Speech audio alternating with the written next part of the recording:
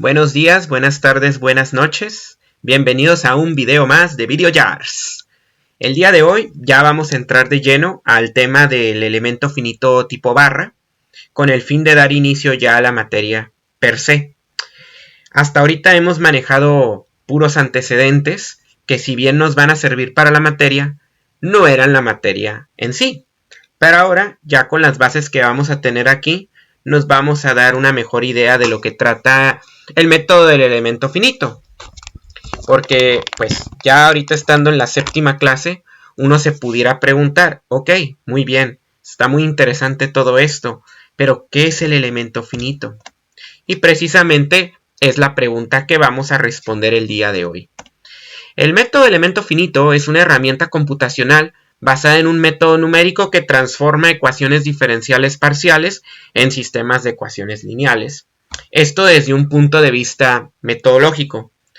La definición en sí puede que no nos diga mucho, pero básicamente lo que vamos a hacer es modelar fenómenos físicos que se suelen, más bien resolver fenómenos físicos que se suelen modelar utilizando ecuaciones diferenciales parciales a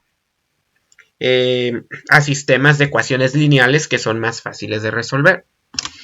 Fenómenos que se pueden trabajar con ecuaciones diferenciales parciales, pues es todo lo que tiene que ver con la segunda ley de Newton, todo lo que tiene que ver con los sistemas en equilibrio, las deflexiones, sistemas electromagnéticos, sistemas de fluidos, todas esas ecuaciones como las de Navier-Stokes, como las ecuaciones de Maxwell, todas esas ecuaciones o la ecuación de Fourier de conducción de calor, ¿no? Todas esas ecuaciones que ustedes aprenden a resolver durante la universidad, algunos casos específicos, ya en este tipo de problemas se pueden resolver de forma general.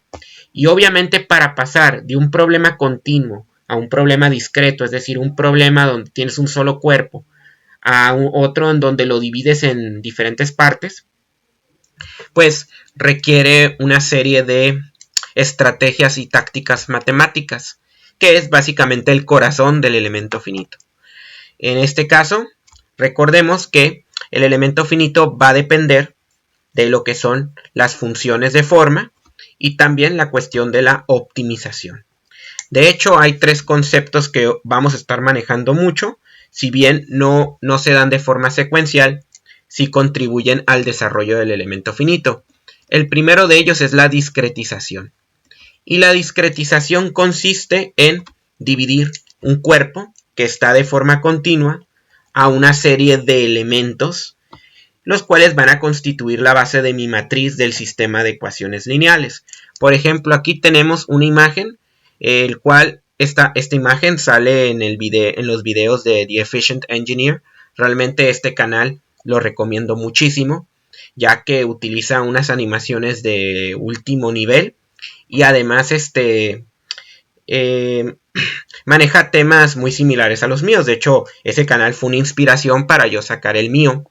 Si bien obviamente estoy a años luz con el tema de las animaciones, y además mi enfoque es más basado en la resolución de problemas, en el uso de software y finalmente también, porque esto ya va a venir muy pronto, experimentos físicos, ¿no? En el laboratorio. Entonces dividimos un dominio. Entonces imaginemos aquí que este brazo de suspensión lo vamos a dividir en diferentes, digamos, bloquecitos, ¿no? Y eso es lo que consiste el tema de la discretización. Entonces ustedes tienen estos elementos de tal manera que van a constituir la base del sistema de ecuaciones lineal.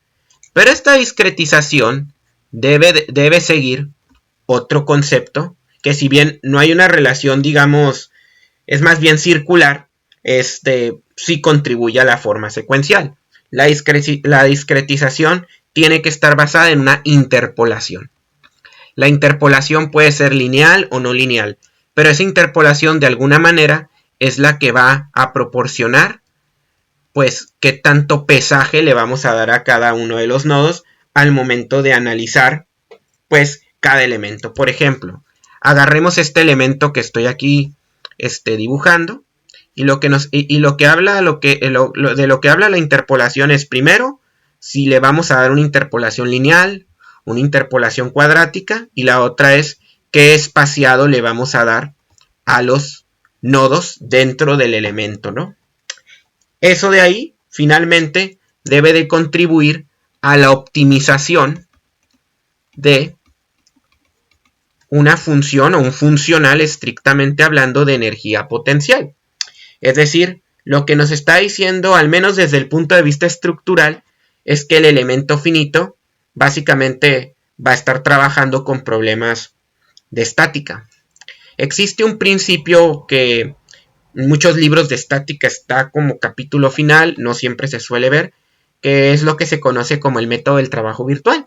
Básicamente lo que nos está diciendo es, ok, vamos a formular una ecuación de energía potencial y la vamos a optimizar de tal manera que podemos asumir que la energía potencial durante el equilibrio pues es igual a 0, ¿no? Y esa optimización de energía potencial también la vamos a realizar aquí. Vamos a definir las fuentes de esa energía potencial y cómo termina pues equilibrándose, ¿no? Y ese equilibrio tiene que interpolarse y finalmente tiene que proceder a la discretización. Tras aplicar esos tres pilares del elemento finito, nosotros vamos a llegar a nuestra ecuación, que ahorita no describo porque me gustaría irme paso por paso, ¿no? Bueno, como ya comenté, estas son digamos, los fundamentos teóricos del elemento finito. Hay varias aplicaciones. Esta es una imagen que pueden encontrar en Wikipedia. Y pues como ven es un problema de dinámica explícita. En el caso del análisis de impacto dinámico. En este curso no nos vamos a ir muy lejos, pero les estoy mostrando qué tipo de problemas puede llegar a resolver este tipo de métodos, ¿no? Y finalmente tenemos un problema de dinámica de vibraciones o análisis modal, que en este caso se llama así porque te saca los modos de vibración y también te dice la forma modal, ¿no? Eso se va a ver más adelante, pero en la segunda parte del curso, que se llama análisis de elemento finito. Bien, continuando con la galería de problemas que resuelve el método de elemento finito, tenemos el pandeo estructural. Este también es un problema de eigenvalores y eigenvectores, como en el caso de la vibración, relacionado también con ecuaciones diferenciales. Ya les comentaba el problema de transferencia de calor, problema de flujo de fluidos. En este caso tenemos la distribución de temperatura sobre un elemento de motor. Acá abajito en fluidos tenemos el problema de flujo a través de una tubería. Vean ustedes que al aumentar la velocidad y el número de Reynolds, este flujo se va haciendo turbulento, ¿no? Y es cuando tenemos un comportamiento más interesante. Vean ustedes que acá arriba tenemos prácticamente un flujo laminar, en medio tenemos un flujo de transición y finalmente el flujo turbulento abajo. Y a veces no hay otra manera más que usar estos elementos aproximados, ¿no? Y también tenemos el problema del flujo electromagnético dentro de un motor. Bueno, vean ustedes que la infinidad de problemas que resuelve el método de elemento finito, tal vez no sea infinito, pero está muy amplio, ¿no? Es también un método muy popular porque una vez que se domina, se puede aplicar para todo tipo de problemas y los principios son exactamente iguales. Las figuras se basan pues en los papers que estoy mostrando o en los artículos que estoy citando aquí a la derecha, ¿no? Si quieren conocer más detalles al respecto, pueden ustedes consultar estos artículos. Algo que me gusta mucho del elemento finito y de los métodos computacionales es que pueden presentar resultados bastante vistosos, sobre todo por el uso del color. Y ahora sí, ya vamos a entrar en materia a la formulación del elemento finito. ¿Cómo vamos a discretizar, interpolar y optimizar este problema? Vamos a empezar con esta situación. Tenemos una barra. La barra tiene una figura arbitraria. Lo único que sí es que la barra solamente se va a extender en una sola dimensión. Si bien es cierto que tiene secciones transversales, estas básicamente se toman como propiedad y no como una dimensión adicional del elemento. El elemento nada más va a tener un grado de libertad por nodo. Por cierto, los puntos, por así decirlo, que son los límites de los elementos, se van a llamar nodos, ¿no? Vamos a trabajar con tres tipos de carga. La primera, que es la F minúscula, se llaman las fuerzas de cuerpo. Estas fuerzas de cuerpo suelen ser fuerzas distribuidas a lo largo de todo el volumen del cuerpo. Usualmente se deben a fuerzas de no contacto, como la atracción electromagnética o la atracción gravitacional. Posteriormente tenemos las fuerzas de tracción superficial. En este caso son fuerzas distribuidas a lo largo de todo el elemento. Y finalmente tenemos las cargas discretas o cargas puntuales, ¿no? Aplicadas localmente en los nodos de cada elemento. Bueno, entonces, vean ustedes que hay tres fuentes de trabajo externo. La fuerza de cuerpo, la fuerza de tracción superficial y finalmente la fuerza puntual. Pero esas tres fuerzas, ¿con qué se van a equilibrar? Se van a equilibrar con la energía potencial de deformación del cuerpo. Y ahorita vamos a ver de qué se trata eso, ¿no? En este caso, otras variables importantes son el desplazamiento, la cual va a depender solamente en la dirección X para este tipo de problemas. Vean ustedes que el desplazamiento queda definido como una función escalar, porque el desplazamiento solamente se está dando en una dirección. El desplazamiento también, digámoslo así, es la consecuencia geométrica o visible de la aplicación de estas cargas, ¿no? Y está relacionado con el cambio de dimensión, pero el cambio de dimensión recibe otro nombre que voy a mencionar más adelante. El esfuerzo es básicamente una tasa normalizada de fuerza por unidad de área, ¿no?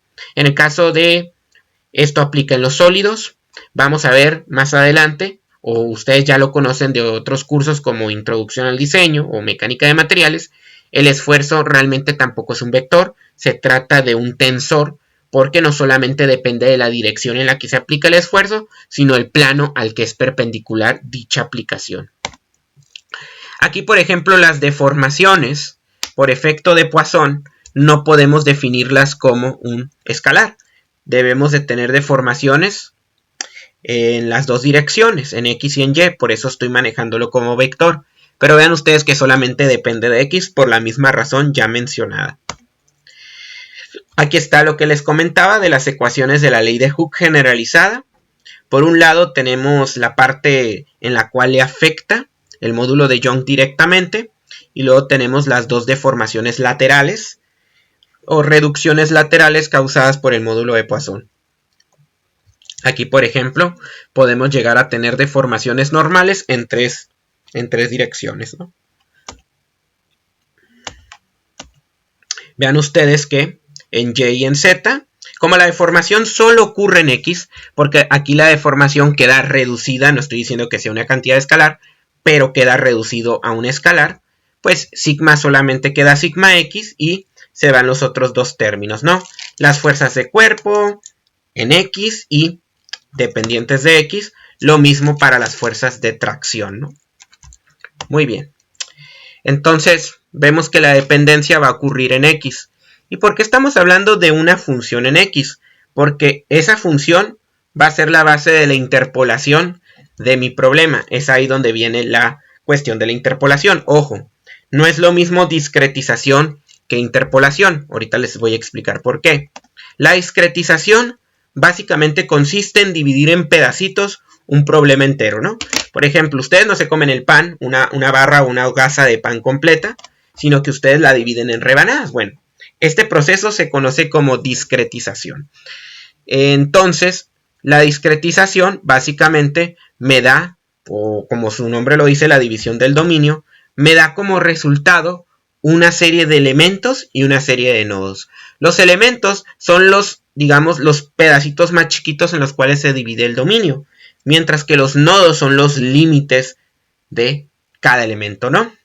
Aquí, por ejemplo, en el caso del elemento barra, la discretización es un proceso fácil de describir. Usualmente la numeración es consecutiva, de tal manera que los nodos se van numerando del primero al último, y entre cada nodo vamos a tener un elemento, los cuales van a estar simbolizados siempre con un círculo rodeando, ¿no? Vean ustedes que esta discretización me va a dar resultados aproximados, pero no hay problema. La idea del método elemento finito es que al final de cuentas esto sea un método aproximado, ¿no? ¿Qué otra cosa les puedo decir? Obviamente, mientras más pedazos yo divida mi dominio, yo voy a tener mejores resultados. Tal y como ocurre hasta en cálculo, ¿no? Que ustedes cuando aplican las sumas de Riemann, mientras más chiquitos sean los rectángulos, más se van a acercar a la solución exacta. No más que en la integral ustedes aplican un límite y ese límite les va a dar una expresión exacta. Aquí no. Aquí estamos hablando de discretizaciones solamente, ¿no? Bueno, el proceso de ponerle números a los elementos y a los nodos se conoce pues, como numeración, ¿no? Ahí no hay mucha ciencia. Y bueno, en este caso podemos ver, bueno, no podemos ver porque creo que la cámara está tapando la figura. Ahorita me voy a salir de aquí. Me importa mucho lo que se ve en esta figura, porque esta figura me muestra la numeración que habíamos hecho previamente y precisamente pues la relación que hay entre nodos y hay entre elementos, ¿no? Cada nodo va a tener o va a estar restringido a una serie de movimientos que se llaman grados de libertad. Para el caso de las barras, nosotros vamos a tener un grado de libertad. Este grado de libertad se puede manifestar en forma de desplazamiento o en forma de fuerza. Podemos conocer uno, podemos conocer el otro, pero nunca se conocen los dos al mismo tiempo, ¿no? Por ejemplo, acá arriba tenemos un empotramiento. ¿Y este empotramiento qué me implica? Este empotramiento implica que conozco el desplazamiento, el cual va a ser igual a 0, y yo necesito conocer su fuerza. La fuerza pues es la reacción que me ocasiona dicho empotramiento, es decir, cuánta fuerza yo le tengo que aplicar a un nodo para que éste no se mueva. Eso es lo que nos está diciendo. Por su parte, los demás nodos, que suelo llamar los nodos libres, pueden o no tener una fuerza, pero siempre van a tener una fuerza conocida, puede o no ser diferente de 0. En pocas palabras dices, ok, ¿cuánto se va a desplazar el nodo por aplicarle tal fuerza? Es decir, básicamente tendrías el problema inverso. Y al final, lo que siempre vamos a hacer en elemento finito es dividir el problema en esas dos partes, en la parte conocida para Q y en la parte conocida para F. Y al final, resolviendo esas dos partes conocidas, vamos a encontrar la solución del problema.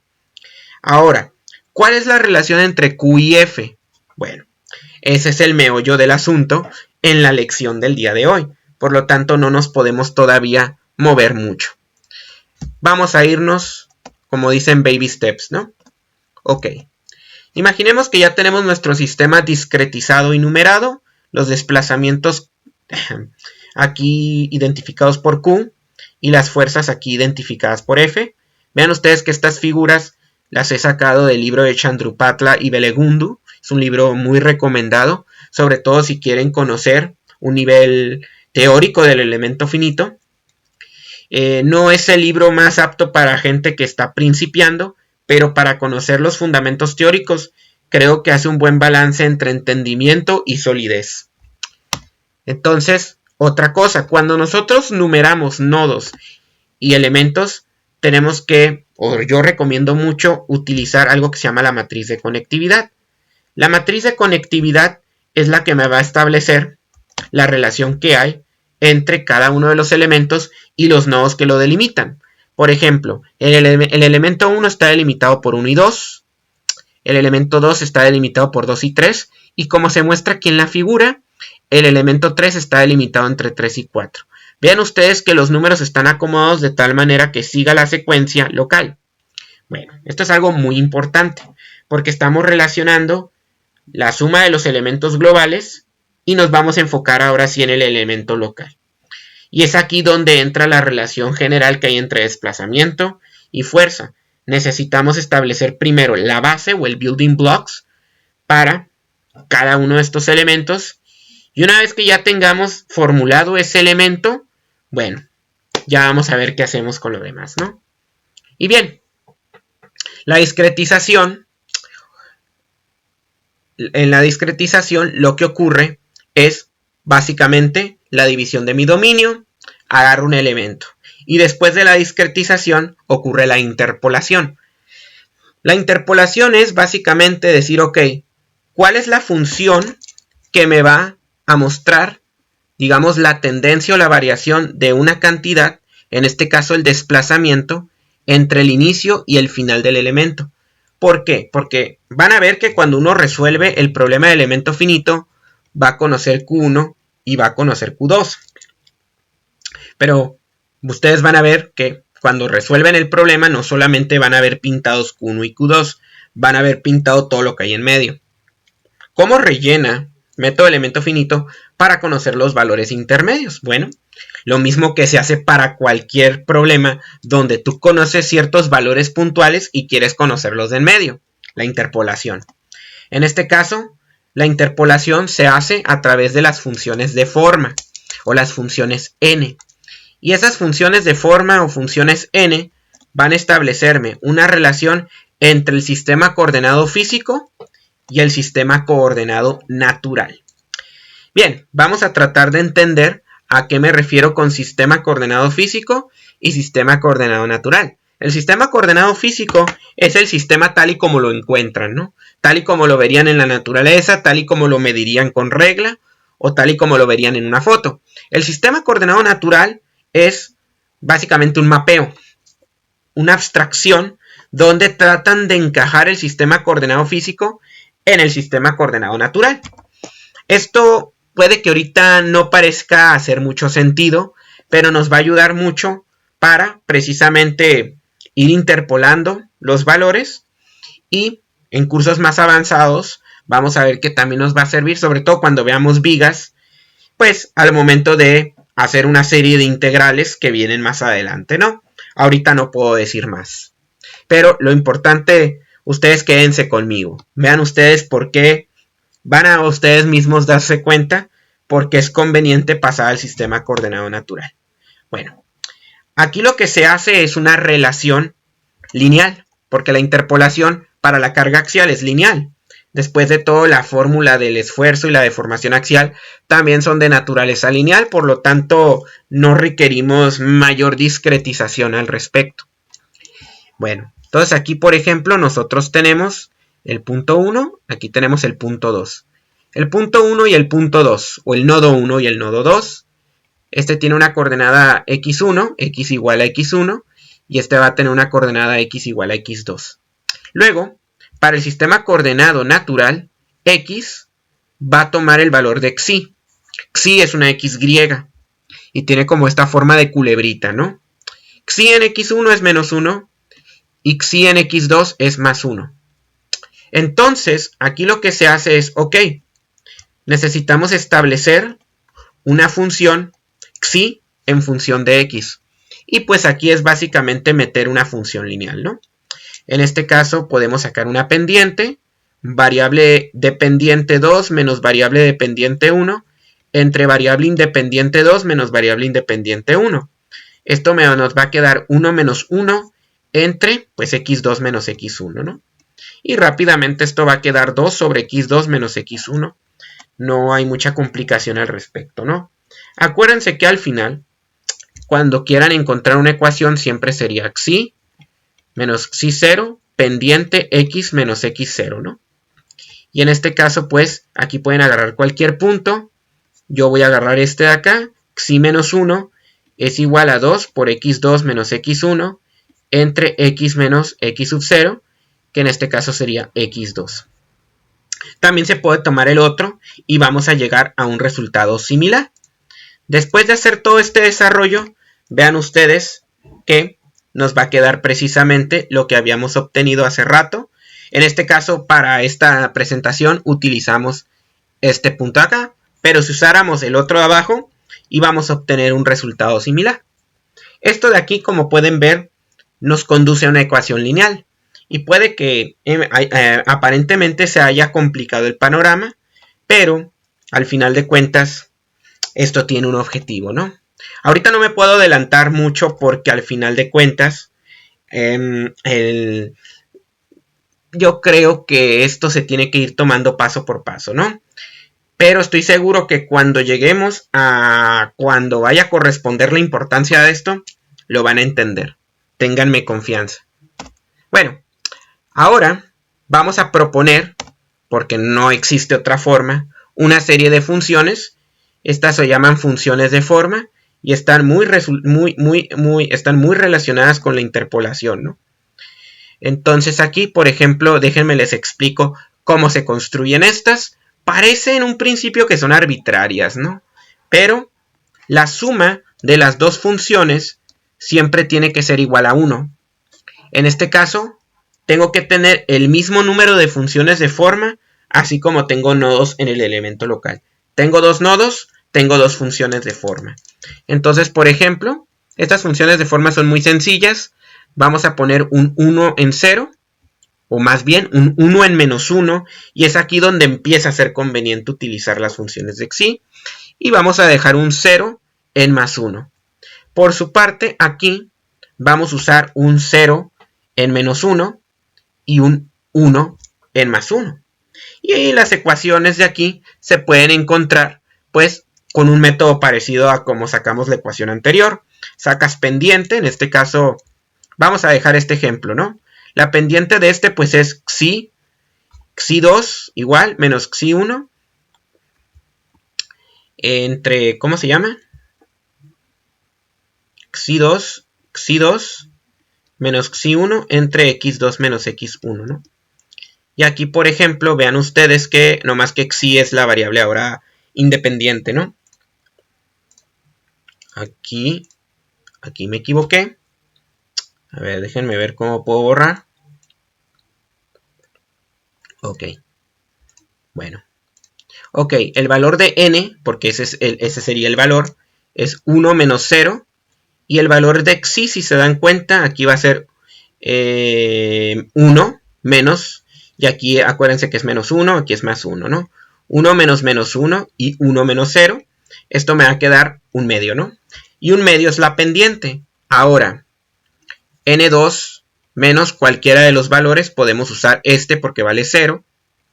Va a ser igual a un medio, y ahora tenemos la variable independiente que xi, y en este caso tendríamos xi menos menos 1, o sea más 1, ¿no? Y ya despejando esto me queda xi más 1 sobre 2, ¿no? Que es justamente la función que tengo aquí. Ok, ¿cuál es la idea? Porque se oye un poco arbitrario de aquí empezar con 1 y luego trabajar con el 1 acá. Bueno, primero nada más necesitamos una función lineal. Dado que todas las interpolaciones que estamos haciendo ahorita son de carácter lineal, dada la naturaleza de la deformación axial. No obstante, algo que quiero recalcar es que estas también son funciones de ponderación. La primera función le da su importancia a el primer nodo y la segunda función le da importancia a su segundo nodo. De tal manera que cuando yo sumo las dos funciones, de alguna manera, si yo me encuentro acá, van a ver que la influencia de 2 va a ser mucho mayor que la influencia de 1. Y esa es la idea precisamente de hacer esa variación, solo que la estamos haciendo de manera lineal. La idea es precisamente obtener un pesaje, un weighting, al momento de interpolar, ¿no? Bueno, obviamente, cuando nosotros sumamos, vamos a obtener un valor de u entre 1 y 2. En este caso, tenemos que relacionar, si yo conozco el desplazamiento de 1 y yo conozco también el desplazamiento de 2, la idea es que yo pueda conocer todos los desplazamientos del medio. Y para eso yo voy a meter las famosas funciones de ponderación o de forma. Aquí yo tengo función de u igual a n1 por q1 más n2 por q2. Como ya dije, n1 influye el valor de q1 y n2 implica la influencia del q2. Por lo tanto, aquí estamos superponiendo o metiendo ya de manera ponderada las dos influencias, ¿no? Esto significa que cuando yo desarrollo esta función, la puedo escribir a través de un producto punto.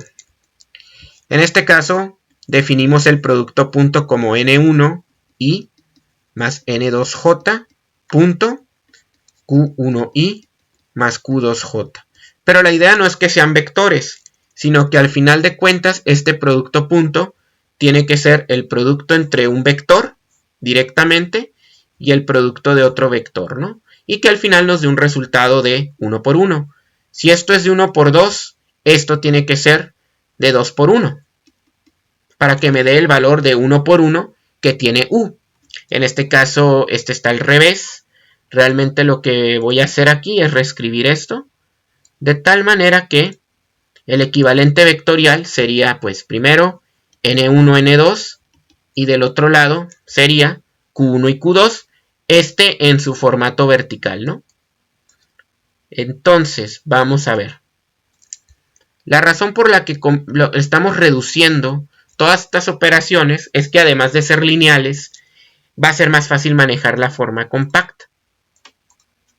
Entonces aquí, vean ustedes que este va a ser el vector n y este va a ser el vector q, tal y como está expresado aquí, ¿no?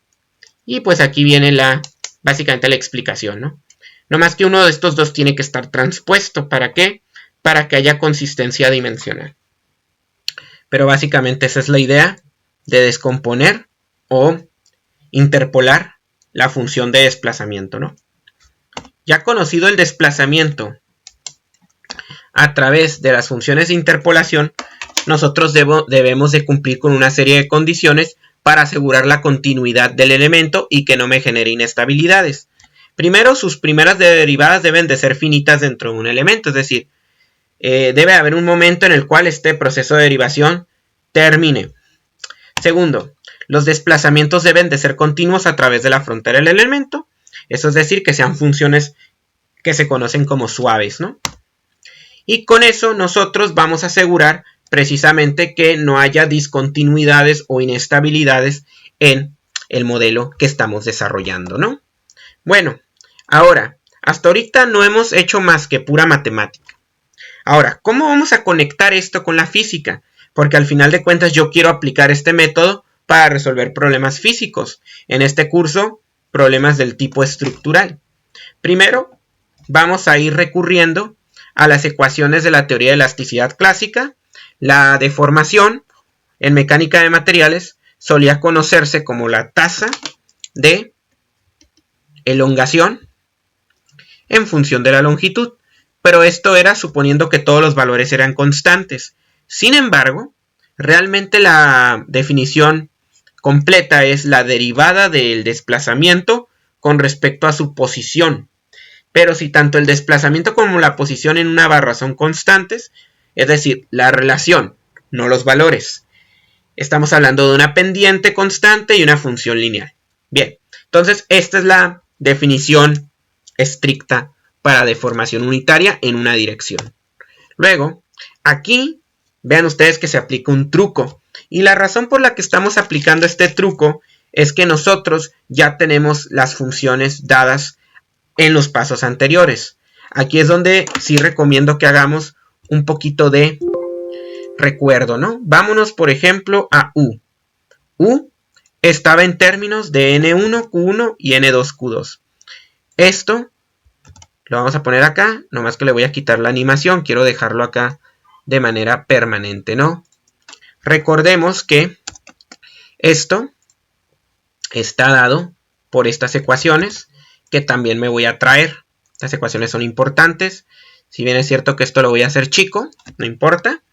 Y otra ecuación importante es esta que desarrollamos acá, donde xi está en términos de x, ¿no? Y esta la habíamos desarrollado acá. Bien, entonces con esto nos devolvemos. Vean ustedes entonces que la ecuación de deformación la voy a descomponer en dos partes. Primero u en función de xi. Esto no es complicado porque podemos desarrollar u igual a n1, pero n1 es un medio menos xi entre 2 por q1 y n2 es igual a un medio más xi entre 2 por q2. Si esto lo derivamos con respecto de xi, el primer término se va y el segundo término me va a quedar menos un medio de q1. Y finalmente, la derivada de esto es 0, porque es una constante, y la segunda sería más q2 entre 2. O sea, esto queda q2 menos q1 dividido entre 2. Ese sería entonces el valor de du de x.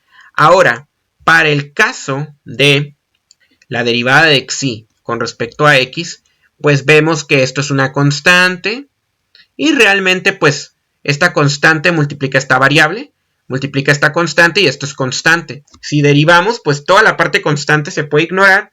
Y bueno, la derivada de una función lineal es su pendiente. Por lo tanto, esta va a ser 2x2 menos x1, ¿no?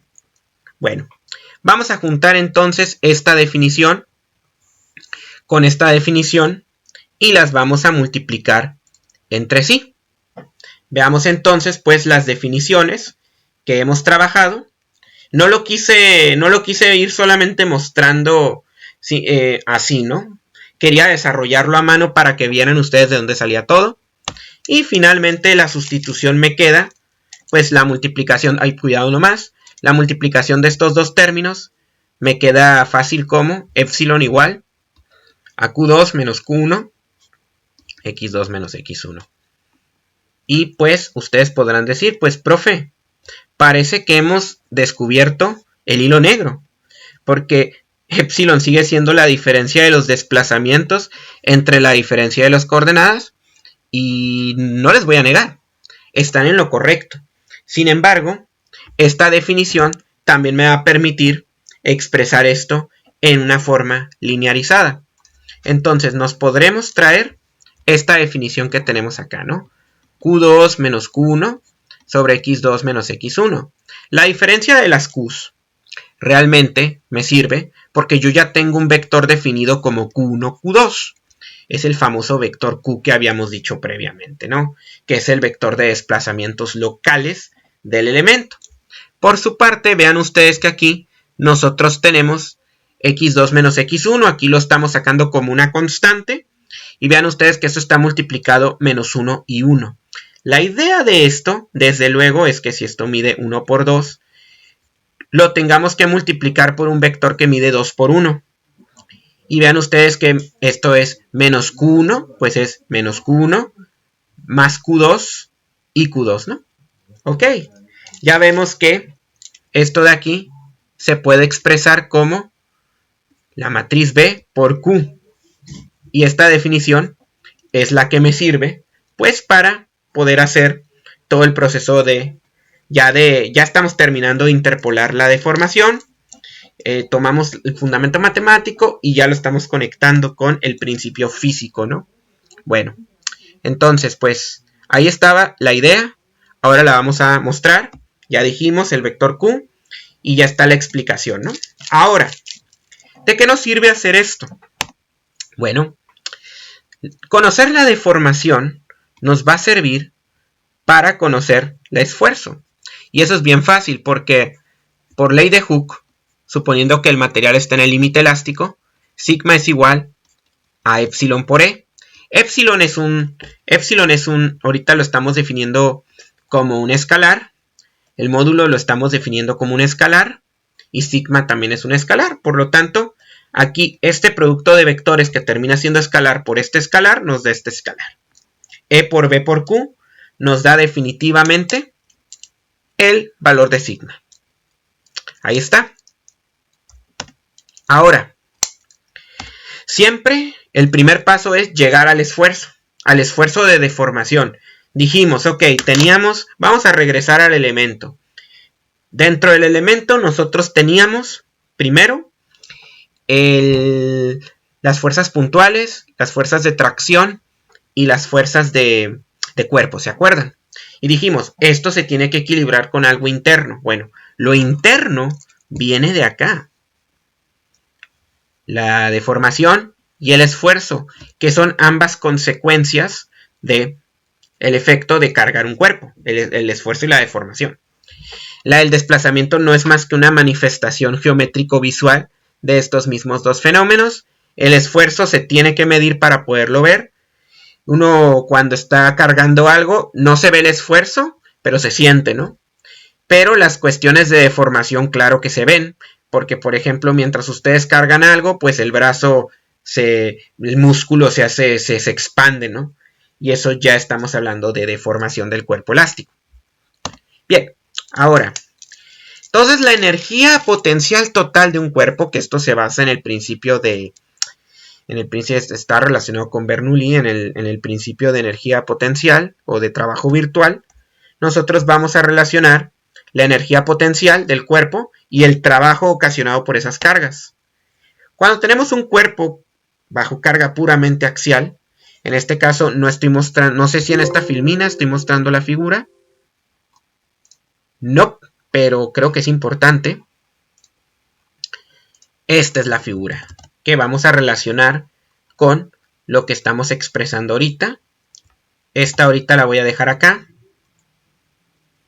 Bueno, la voy a dejar acá porque acá estoy mostrando mi cámara. Bien, entonces aquí está la figura, ¿no? Y bueno, en este caso tenemos 4 términos, 3 de carga externa y 1 de carga interna. El de carga interna se conoce como la energía de deformación interna. Y como les dije, está la cuestión del esfuerzo y la cuestión de la deformación. Y finalmente, esta suele ser un integral de volumen. Solo que aquí el área del elemento es constante y el diferencial de volumen no es más que el área por el diferencial de x. En este caso, el elemento se puede ver más o menos así, ¿no? El área constante y el diferencial de x. Y acá nosotros tenemos sigma por E. Este sigma por E dentro de la región lineal se puede interpretar de la misma manera. Nosotros tenemos, acuérdense, la curva de esfuerzo de deformación. Y aquí, por ejemplo, tenemos la curva y dentro de la región lineal, ese esfuerzo se puede aproximar a un triángulo. Por lo tanto, la energía es base por altura sobre 2, o sea, un medio de sigma por epsilon. Un medio es la constante, mientras que lo otro se queda dentro del integral. Pero eso es lo que se conoce realmente como la tasa de energía, que es la energía total por el volumen. Por lo tanto, pasamos multiplicando el volumen y tenemos el cuerpo que está acá, ¿no? Ya expresado de forma diferencial. Y esa energía que experimenta el cuerpo por deformación es resultado de la aplicación de 3 cargas. De las fuerzas de cuerpo, de las fuerzas de tracción y finalmente de las fuerzas puntuales. Ojo que las fuerzas puntuales, a diferencia de los otros términos, en un principio no está dado en forma integral, porque los 3 primeros términos en un mundo ideal se consideran continuos, mientras que las cargas puntuales, por su propia naturaleza, son discretas. Entonces eso ya se deja en forma de sumatoria, ¿no? Y prácticamente en donde se esté aplicando, el desplazamiento lo multiplicamos por la carga. Y eso ya nos da un trabajo, obviamente, fuerza por distancia igual a trabajo. Lo mismo se puede decir acerca de la fuerza de cuerpo. En este caso, esta fuerza está en razón del volumen. Por lo tanto, esta fuerza por volumen me va a dar ya la fuerza total. Entonces, esto de aquí es la F mayúscula, multiplicado por el desplazamiento que me da trabajo, ¿no? Igual aquí, no más que aquí es una cuestión ¿cómo se llama? De carga distribuida, ¿no? Acuérdense cómo funcionan las cargas distribuidas. W es igual a fuerza dividido entre la longitud donde se extiende. Y esta idea es igual acá. Por lo tanto, esta también es una fuerza. Por un desplazamiento, pues ahí está, ¿no? Bueno, pero esto es para un sistema continuo, idealizado, como el que tengo acá arriba, ¿no? No obstante, dijimos que para el elemento finito, este sistema lo tenemos que discretizar, interpolar y optimizar. Y tras aplicar esos 3 procesos sobre esta ecuación, yo voy a llegar a una ecuación mucho más manejable y válida. Ahora, vean ustedes, vamos a borrar ya todas las anotaciones. Y ahora sí, para la discretización, pues prácticamente, en vez de hablar del cuerpo completo, vamos a hablar del elemento. Y vamos a sumar cada uno de los elementos. Más adelante les explico cómo funciona lo del elemento. En este caso, pues, vean ustedes que en este caso tenemos ya la integral para el elemento. Y vamos a dejar esto en términos de dicho término, ¿no? Bueno, empecemos con la ecuación de esfuerzo por energía de deformación. Es decir, lo que vamos a hacer ahorita es evaluar cada uno de estos y al final ver a qué nos lleva. Y es lo que vamos a hacer ahorita. Aquí nosotros tenemos una energía y aquí tenemos esta expresión, ¿no? Pregunta. ¿Qué hacemos con estos dos? Tenemos sigma y tenemos epsilon. Si se dan cuenta, nos vamos a salir un poco de acá. Descartamos esto. Y bueno, aquí yo me voy a traer estas dos ecuaciones. Aquí es donde me va a servir este de acá. Y me va a servir esta otra ecuación de acá, ¿no? Ojo que no las voy a animar, simplemente me sirven como base, ¿no? Lo que sí debía haber animado finalmente era esta parte de acá. Ok.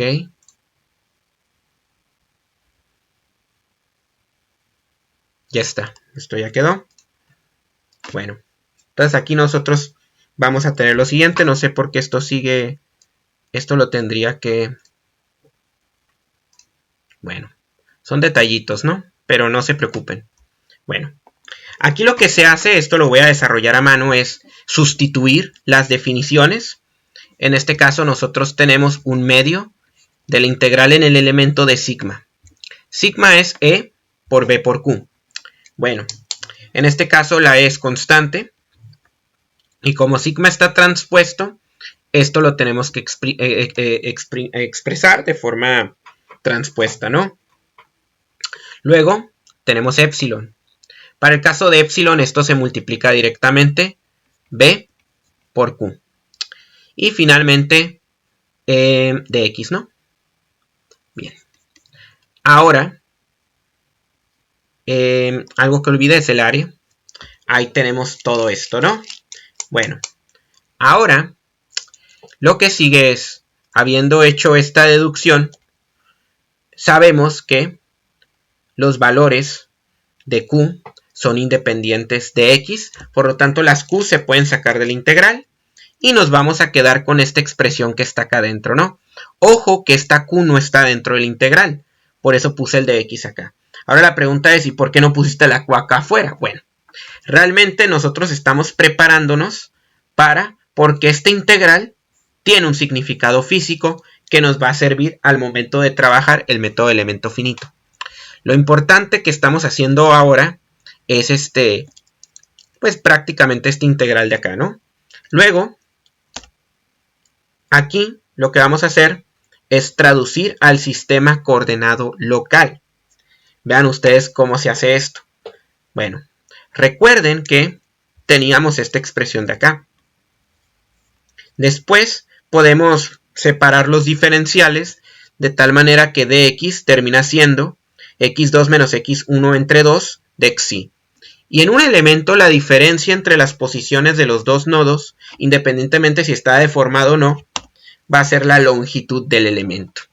Entonces, aquí lo que vamos a tener al momento de trabajar la integral sería básicamente un medio de qt, q, y dentro de esta integral del elemento vamos a tener bt por e, por b, por a, y finalmente dx, que va a ser la longitud del elemento dividido entre 2 de xy.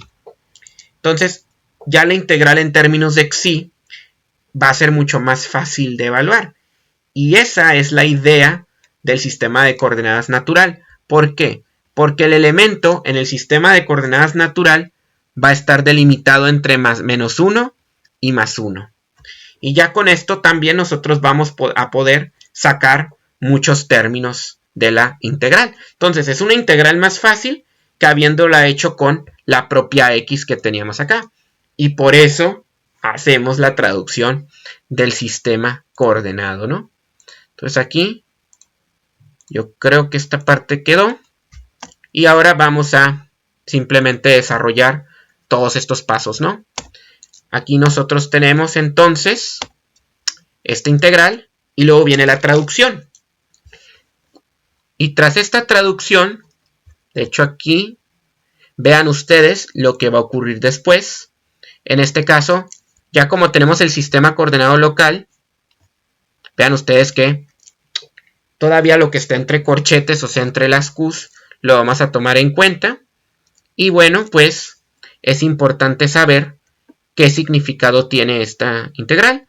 Bueno, la integral de menos 1 a 1 de cualquier tipo de variable, pues aquí esto básicamente es xy, pues de menos 1 a 1, esto es 1 menos menos 1, y esto termina dando 2, ¿no? Entonces, el valor de esto completito es 2 y se cancela con este 2.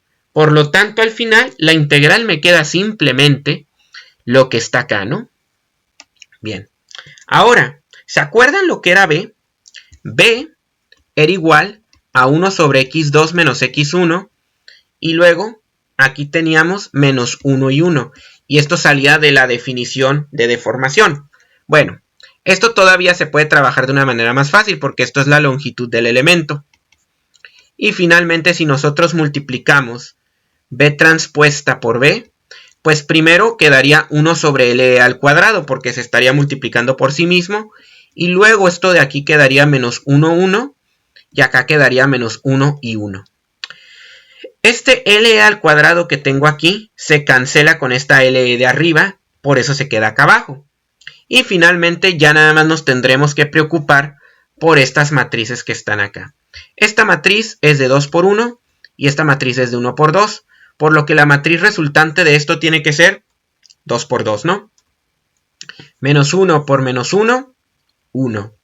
Menos 1 por 1, menos 1. Luego, 1 por menos 1, menos 1.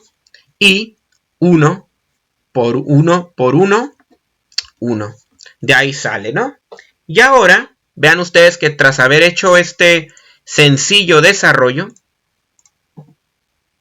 tenemos que enfocarnos todavía en lo que está ocurriendo entre las dos Qs. Porque todavía no he explicado por qué estoy manteniendo las Qs así. Porque un medio también no lo he molestado para nada. Bueno, en este caso vamos a hablar de la analogía del cuerpo elástico. Bueno, estas operaciones ya quedaron explicadas. Vamos a hablar de la analogía del cuerpo elástico. En este caso imaginemos que tenemos un resorte.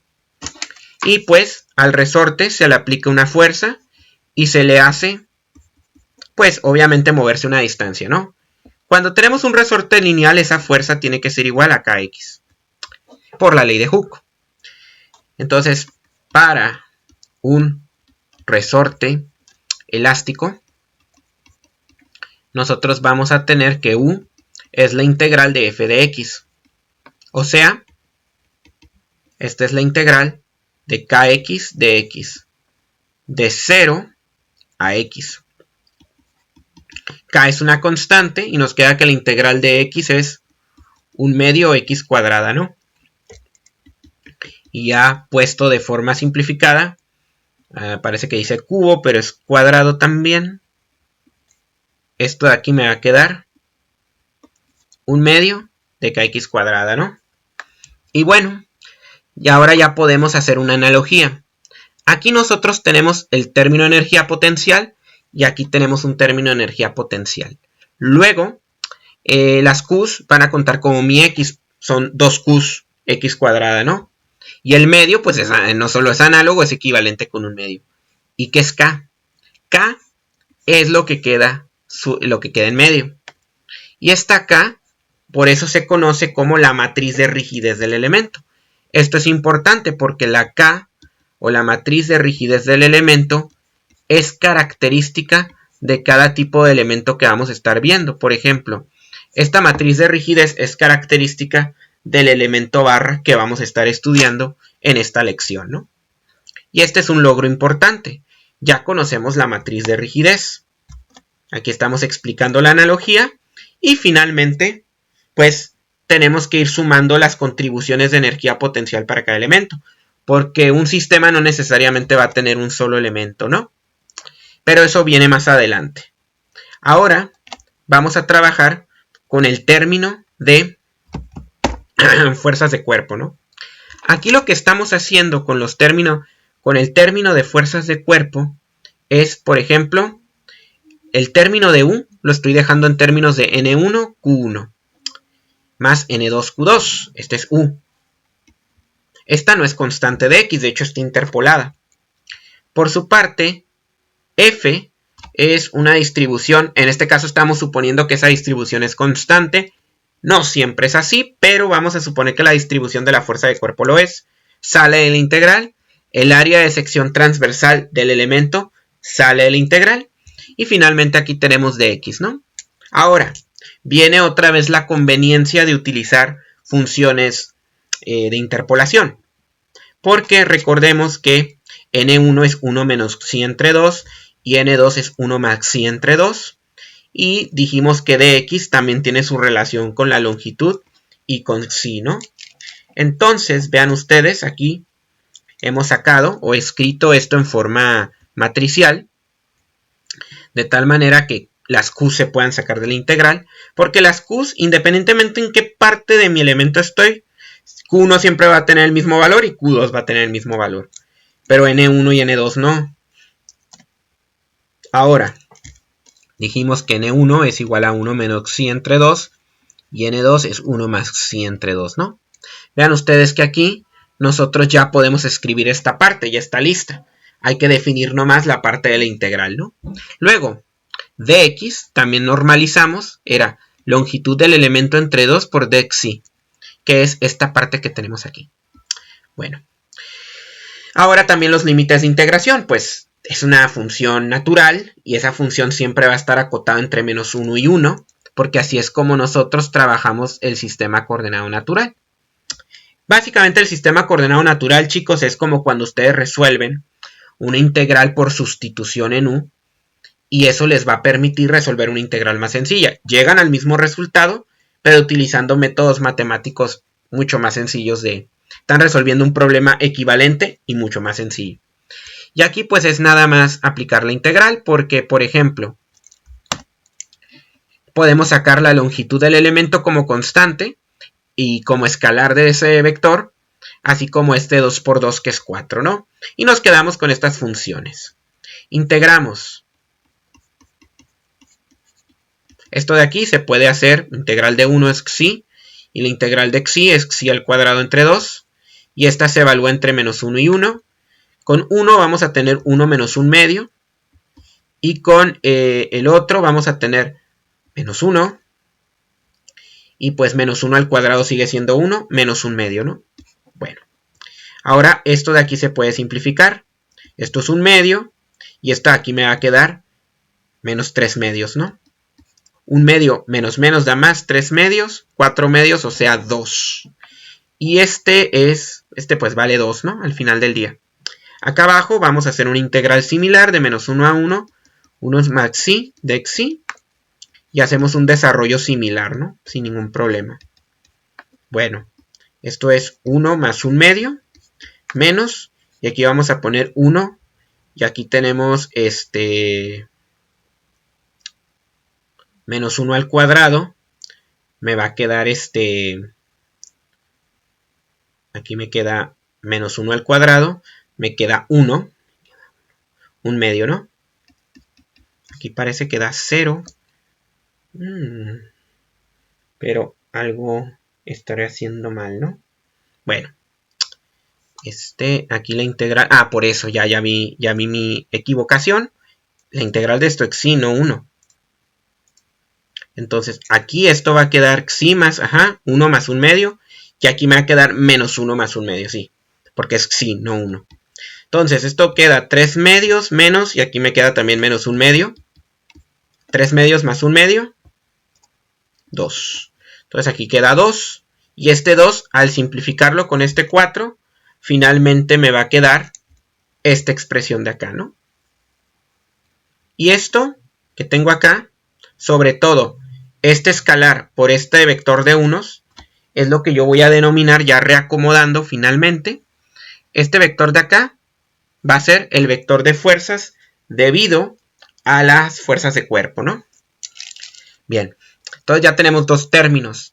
Ahorita lo que estamos haciendo es simplificar a través de interpolación y a través de discretización cada uno de los términos. Ahorita estamos interpolando y discretizando. Bien. Ahora, bueno, ahí está, ¿no? Luego hacemos lo mismo con el vector de tracción. Para el caso del vector de tracción, suponemos que la fuerza de tracción también es constante en el elemento. Y aquí nos quedamos con esta misma expresión. Hacemos un desarrollo similar. Aquí al final va a pasar algo muy parecido, ¿no? Mismas integrales. Y nos quedamos con este vector y queda simplificado de esta manera, ¿no? Entonces, lo importante aquí no es tanto ahorita cómo se evalúa cada vector, sino cómo va quedando la forma simplificada, ¿no? Y bueno, finalmente el último término ya está simplificado.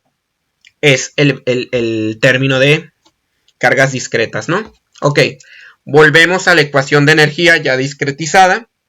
Y vamos a ir metiendo, ahorita lo que hicimos fue evaluar este y este, ¿no? Y si nos vamos para atrás, vemos que este nos quedó QT por vector por FE del elemento, ¿no? Y aquí quedó QT por TE del elemento.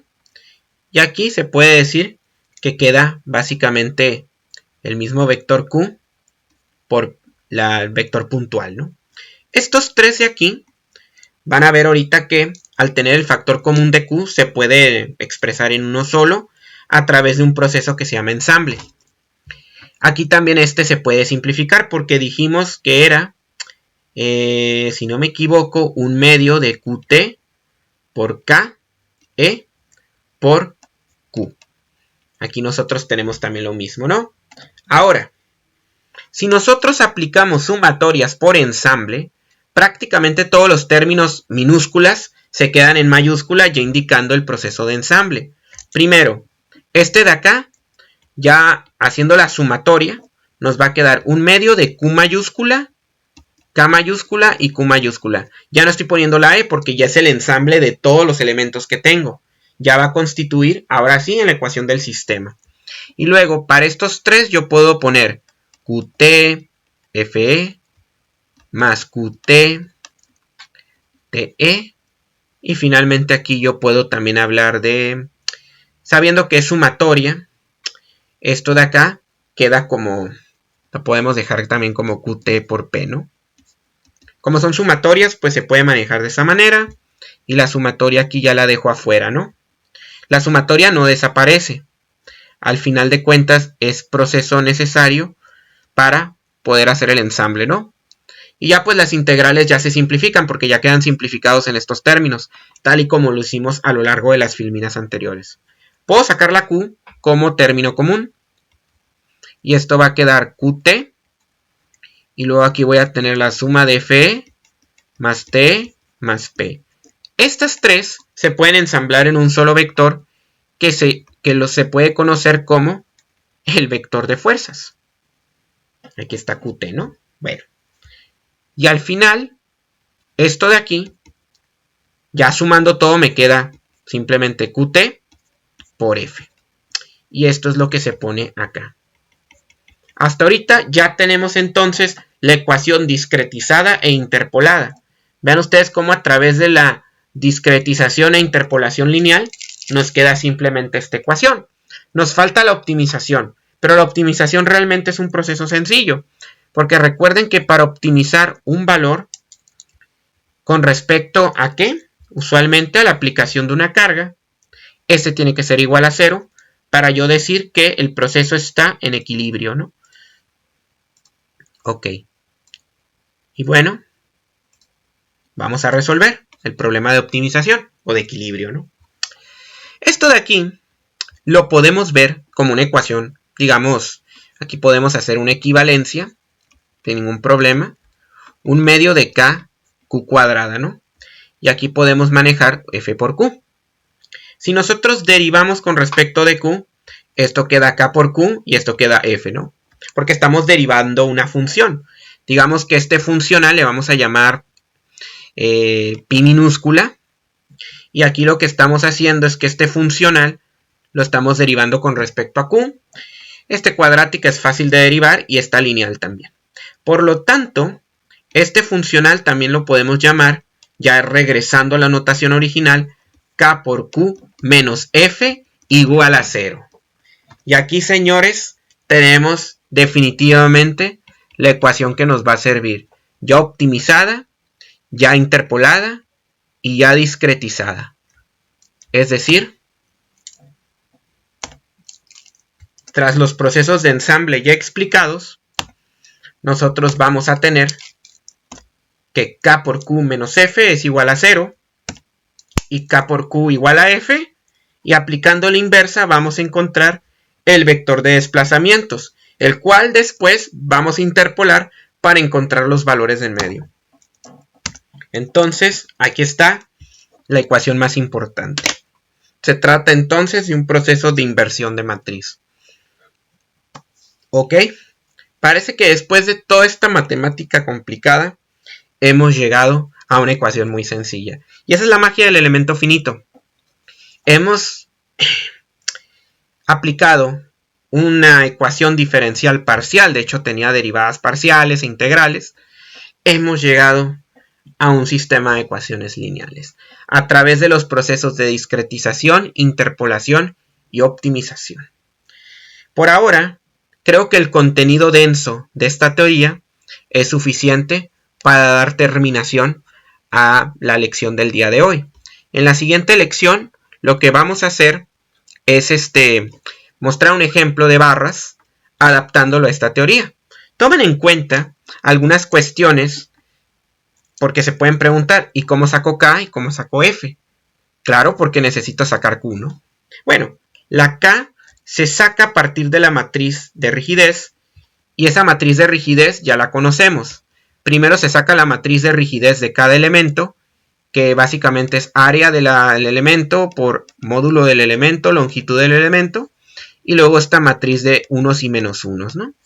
Bueno, al final ustedes lo que van a hacer es un proceso de ensamble, de tal manera que la K se ensambla a partir de la sumatoria de las K. No es una sumatoria directa, es una sumatoria que se tiene que hacer con cuidado. Acuérdense que habíamos hablado de la matriz de conectividad. Bueno, esa matriz de conectividad en la cual se unen los elementos con los nodos o me relacionan los nodos locales con los nodos globales es lo que me va a ayudar a sacar esta. De manera similar, vamos a hacer lo mismo con la F. Ya sea que tengamos fuerzas puntuales, fuerzas de tracción distribuidas y fuerzas de cuerpo. Al final, todo se contrae acorde a las expresiones ya encontradas. Y bueno, pues con esto se saca precisamente el vector F. Ensamblando K y ensamblando F, prácticamente nosotros ya habremos resuelto este problema. Pero recuerden también lo que les decía. El problema debe de dividirse en dos partes. En la parte donde conocemos los desplazamientos y en la parte donde conocemos las fuerzas. La razón de esto también lo voy a explicar en la siguiente lección. Pero, habiendo hecho este procedimiento o viendo ya este pequeño desarrollo, podemos vislumbrar cómo podemos resolver este tipo de problemas. Por lo tanto, yo les recomiendo que chequen el video que viene más adelante, ya que ejemplifica todo el procedimiento que hemos desarrollado hasta aquí. Entonces, en conclusión, espero que este tema haya sido claro para comprender el concepto del elemento finito, los principios en los cuales se basa y la forma en cómo se hace la formulación. La buena noticia de todo esto es que a pesar de que la matemática parece complicada, lo importante al final de cuentas es que de aquí todo va a ser igual. Vamos a hacer interpolaciones, discretizaciones y optimizaciones. Simplemente lo que va a cambiar es, ok, vamos a proponer diferentes funciones de interpolación según convenga en cada elemento, ¿no? Pero eso ya lo voy a ir explicando en su momento. Por ahora, quédense con esto y pues, si les gustó el video, no olviden compartirlo con sus amigos y seres queridos. Si tienen alguna duda, no olviden escribirme un comentario. Yo con mucho gusto lo resolveré. También si les gustó el video, no se les olvide dar like. Y finalmente, no olviden suscribirse al canal y si ya lo hicieron, denle click a la campanita porque estos días voy a estar subiendo videos como este. Si no hay nada más que agregar, nos vemos. Hasta luego.